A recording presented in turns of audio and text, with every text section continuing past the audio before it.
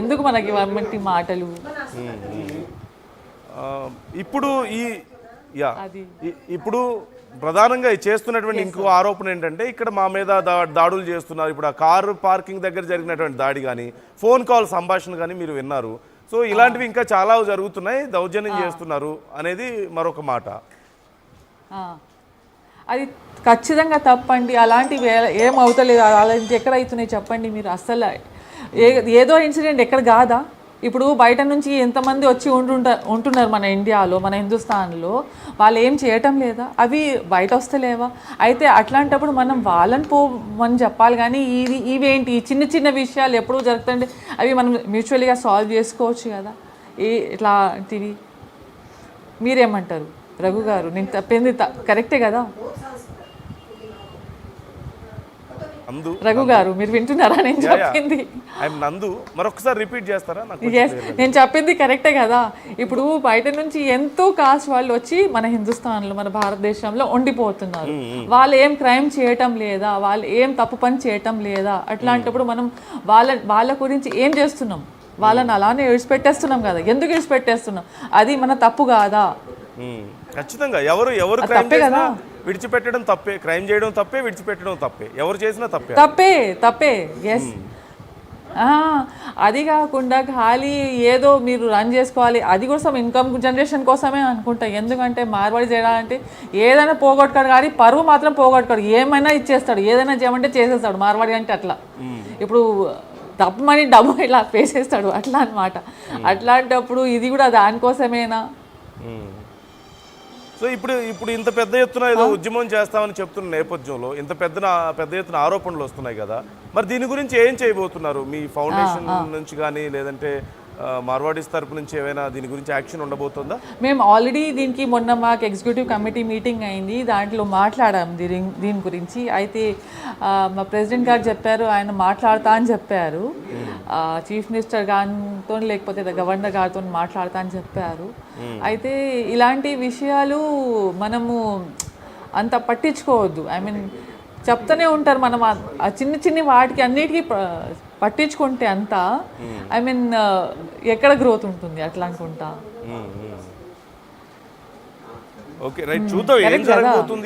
ఆ time is only for progress, not for doing things, but still. ఒకసారి నేను ఒక కాలర్తో మాట్లాడతాను, కాలర్తో మాట్లాడి మళ్ళీ నేను మీతో మాట్లాడతాను. Just give me minute. Ganesh గారు ఉన్నారు హైదరాబాద్ నుంచి. గణేష్ గారు. ఓకే.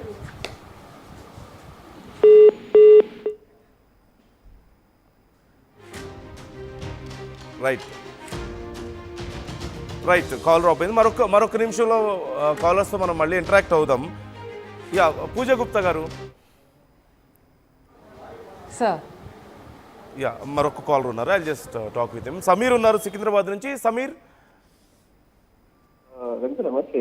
యాక్చువల్లీ ఇందాక అక్క మాట్లాడింది మార్వాళ్ళు ట్యాక్స్ పే చేస్తారు అన్నది.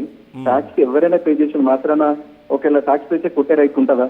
రోడ్డు మీద కారు నిలబెట్టి తీయమని చెప్పేసి రోడ్డు తీయకుండా ఒక గలీజ్గా ఏదో కించపరిచి మాట్లాడి వాళ్ళకి 4-5 మంది వచ్చి లోపల నుంచి చైర్లు తీసుకొచ్చి కొట్టేంత, చైర్లు అయితే రోడ్ల మీద చైర్లు ఉండే కదా, షాప్ల నుంచి చైర్లు తెచ్చి కొట్టేంత రైట్ ఇచ్చిందా? ట్యాక్స్ కడితే ట్యాక్స్ అందరూ పే చేశారు కదా.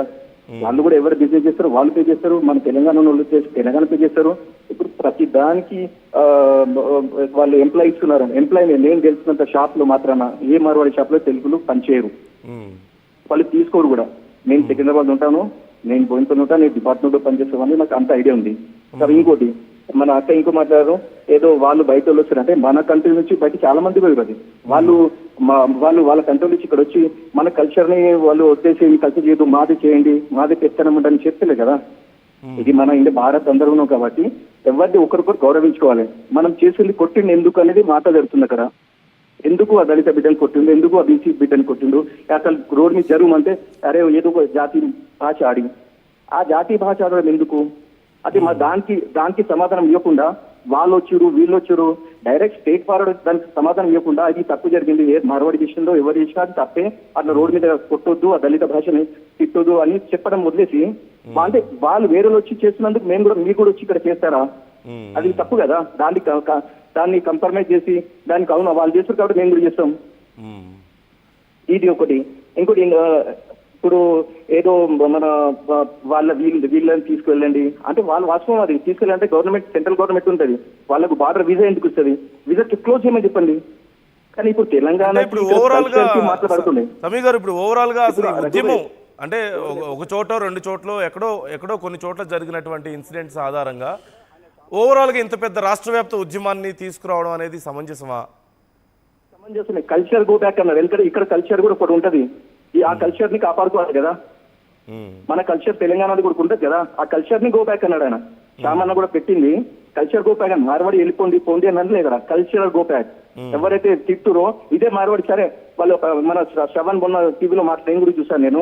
అవును ఎవరు అట్లా తప్పు చేయలేరండి, తప్పు నువ్వు నిర్ణయించావు కదా, ఆ పోలీస్ కేసు కావాలి, ఎఫ్ఐఆర్ కావాలి, అది ఎందుకు మాట్లాడు మీరు అని ఖండించాల్సి పోయి మీరు ఆయన అవును మంచి చేసిండు, ఆయన చేయలేడు, ఆయన చేయడు, మార్వాడి కొట్టారు గిట్టారంటే ఎంతమంది ప్రూఫ్ చూపెడతారు. ఇంకోటి ఏంటంటే ఫైనాన్స్ అని చెప్పారు కదా, ఎంతో మంది డాక్యుమెంట్లు పెట్టుకొని వాళ్ళకు వెళ్ళగొట్టిన పరిస్థితి బోయినపల్లి కూడా చాలా మంది ఉన్నారు. నేను చూపెట్టాలా డాక్యుమెంట్స్ సహా కావాలంటే నీకు ఒకసారి మీకు నేను తీసేస్తా సజెషన్ క్యాండిడేట్ తీసుకొచ్చి. ఇంకోటి బంజారీల్స్ లో కూడా ఉంటారు ఒక మార్వాడి, ఆయన పైసలు ఇచ్చి డాక్యుమెంట్ పెట్టుకొని ఆ మీద వాళ్ళకి అవసరానికి తీసేసుకొని ₹2 ఏదో శ్రావణ్ మొన్న చెప్పారు గవర్నమెంట్ నామ్స్ ప్రకారం ₹2 కన్నా ఎక్కువ అయ్యారు. ₹2 కొని ఎక్కువైతే మీరు నేను 2.5 ₹3 ఇచ్చినట్లు అదే మార్వాడి గోల్డ్ షాప్ లో నేను ₹1 ఏం చేస్తారు? అవునా కదా, ఇది తప్పు. ఇది దాన్ని కప్పిపించుకోవద్దు. తప్పు చేసిండు అవును మీరు కూడా నిర్ణయించాలి, అవును ఇది తప్పు చేసి ఆయన పర్లేదు ఎవరు తప్పు చేసిండు. నేను 100 డాక్యుమెంట్ కాదు, నేను మీకు డాక్యుమెంట్ కావాలంటే నేను ఇప్పిస్తాను. నేను ఆల్రెడీ నేను చెప్పొద్దు, అది నాకు తెలుసు అవన్నీ. ₹2 కాదు పెట్టుకొని ఒరిజినల్ డాక్యుమెంట్ పెట్టుకొని పైసలు ఇచ్చి ఇప్పటివరకు డాక్యుమెంట్ ఏంటో కూడా వాళ్ళు తీసుకోకుండా చేసారు, మార్కెట్లలో ఉన్నారు. కానీ ₹2 చేసుడు గవర్నమెంట్ నామ్ ప్రకారం, గవర్నమెంట్ నామ్ కాదు. అవును ట్యాక్స్ కట్టాలంటే ₹2 అని చెప్పేసి ₹3 ఇచ్చేసి అదే ట్యాక్స్ మీరు కడుతున్నారు. ఆ ₹2 కూడా ట్యాక్స్ కట్టలేదు కదా మీరు.